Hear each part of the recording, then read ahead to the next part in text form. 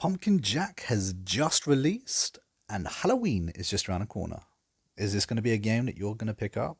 Well, let's have a look.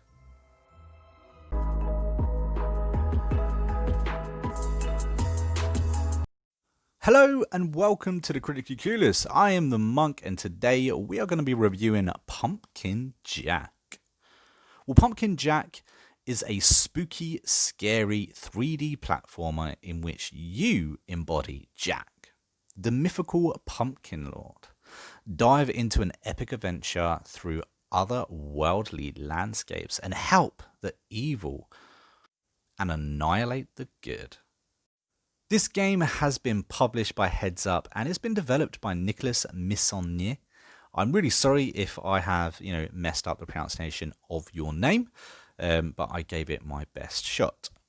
This current game is currently on PC, Xbox, and the Switch. It's not actually out on the PlayStation yet, but apparently it is due to release in a few weeks. So I'm guessing it may actually miss the Halloween period, which is a little bit of a shame. The game currently will set you back $24.99 or $29.99 American dollars. Now, I actually got sent a review copy of this game by Heads Up, so thank you very much for that and giving me a chance to actually put this on the channel. Now, I actually really enjoyed this game. Now, I've been saying that a lot about smaller developed games. Lately, I've been playing quite a few of them. And I'm always pleasantly surprised, or at least I have been pleasantly surprised. Especially this year. This year I've played some absolutely amazing indie games. Pumpkin Jack is basically up there with all of them. I really enjoyed my time playing it. I wasn't expecting too much from it.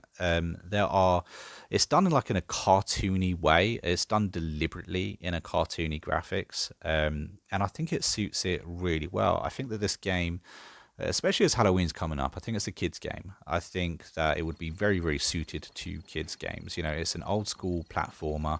It's not really too hard. It's not really too difficult. It's definitely in the right age range. I think maybe older children will quite enjoy this game. And when you start up the game, you get like a nice little intro, nice little cinematic playthrough. They talk to you about basically the story and they set up the game. How the devil has asked for your help basically, and he's given you a promise if you actually help him and stuff like that. And I thought that was really good. I was actually let down, however, when I actually started playing to find out that it wasn't fully voice acted. I thought from obviously when I first started the game up, and you hear that really good speech and that monologue and the story. I really thought that it would be fully voice acted, and unfortunately it isn't, which is a shame because especially quite often at the beginning there's a tutorial mode. You don't really need the tutorial mode, however. But you're supposed to listen to what this owl says to you, and or you're supposed to read what the owl says to you and does what he asks.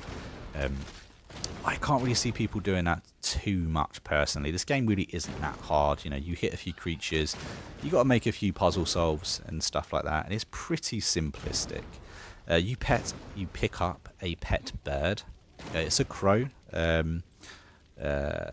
Quite early into your adventure of Pumpkin Jack, and he's pretty much your best friend. He's also your ranged attack. All you have to do is pretty much spam LB, and any enemies in the area will probably die if you're looking at them. That's the other thing, you have to look at them. Something I also noticed is that mobs of them can be trained. You can just run around in a circle, and they're pretty much just running around in a circle after you. The AI is actually pretty bad, unfortunately. It's definitely not the smartest AI in gaming around, so it is quite easy. But it is a fun game. Like I said, it is. It's a simple game, but it's nice to see a platformer around. There's mini games as well, and they're a little bit more challenging than the actual game itself, where you have to solve a particular puzzle in a certain way to open a door for another place to open up the game basically even more. And I find that quite fun. Basically he takes off his head, and you can send that into smaller places to open up bigger places, and it's quite fun, and it is quite challenging. I quite liked it. Another really nice feature in this game is that you actually get given a death count. So as you die, you can resurrect and keep coming back and keep trying at any level or at any point in any level. And the game actually keeps track of how many times you've had to use this feature.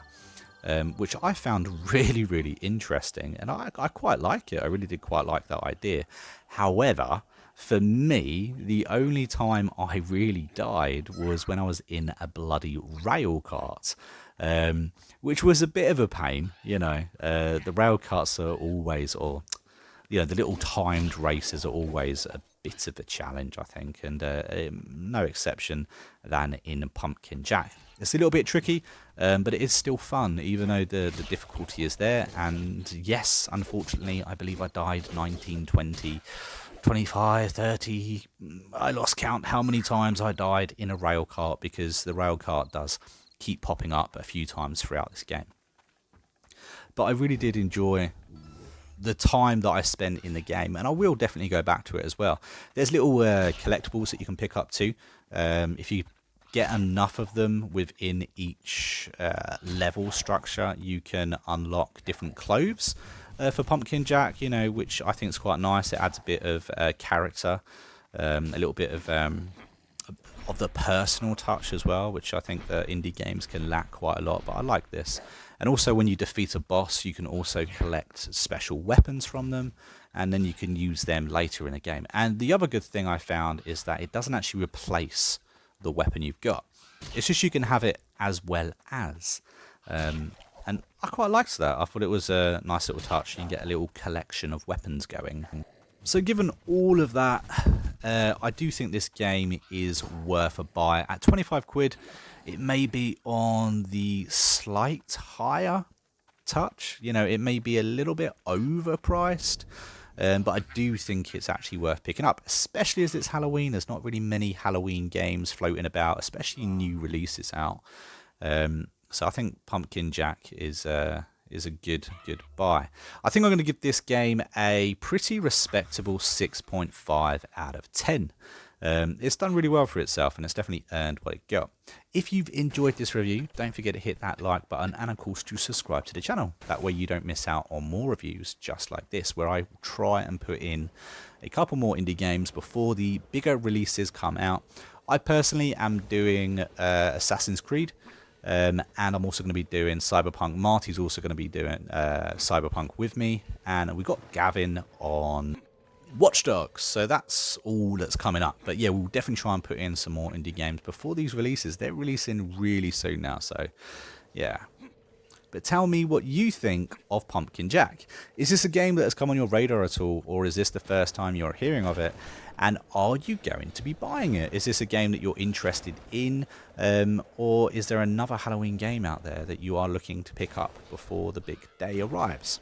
Anyway, I've been a monk, and we've been Inquisitively Clueless, and I'll catch you guys in the next video really soon. Have a good one, guys.